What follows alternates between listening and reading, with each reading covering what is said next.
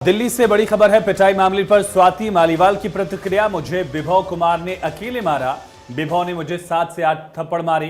स्वाति मालीवाल ने कहा, मेरी पिटाई के वक्त केजरीवाल घर पर थे, मैं चीखी लेकिन कोई मदद को नहीं आया।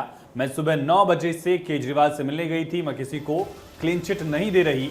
स्वाति मालीवाल की तरफ से कहा गया। इससे दो चीजें स्पष्ट होती हैं। एक तरफ ये कि केजरीवाल घर पर थे, कहना स्वाति मालीवाल का, लेकिन केजरीवाल मारपीट के वक्त सामने नहीं थे, ये भी स्वाति मालीवाल खुद कह रही हैं। सुनिए। को जो इंसिडेंट्स हुए थे उसके बारे में अगर आप बताएं कि क्या हुआ था उस दिन। मैं 13 मई को सुबह 9 बजे के करीब अरविंद केजरीवाल जी से मिलने उनके आवास पे गई थी।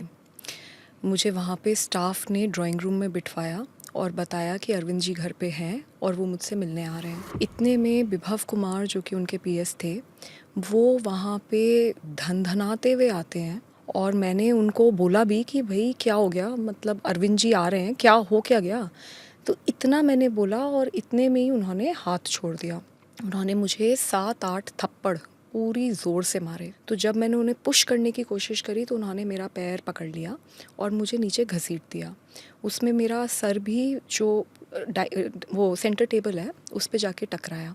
मैं नीचे गिरी और फिर उन्होंने मुझे लातों से मारना शुरू किया और मैं बहुत ज़ोर ज़ोर से चीख चीख के हेल्प मांग रही थी, लेकिन कोई मदद के लिए नहीं आया। ऐसे तो हो ही नहीं सकता कि सीएम के घर में कोई नहीं हो और ऐसी पिटाई हो रही हो किसी की और कोई बाहर ही ना निकले कमरे से।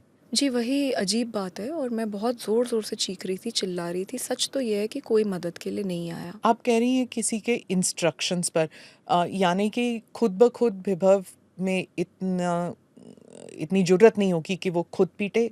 Is that what you are saying? Vibhav ने अकेले मारा, क्या किसी के इंस्ट्रक्शंस पे मारा, ये सारी चीज़ें अब मैटर ऑफ इन्वेस्टिगेशन है। दिल्ली पुलिस के साथ मैं पूरी तरीके से कोऑपरेट कर रही हूँ। हाँ, मैं ये भी है, लेकिन मैं किसी को क्लीन चिट नहीं दे रही, क्योंकि फैक्ट ये है कि मैं ड्राइंग रूम में थी, अरविंद जी घर पे थे और मुझे बहुत बुरी तरीके से पीटा गया।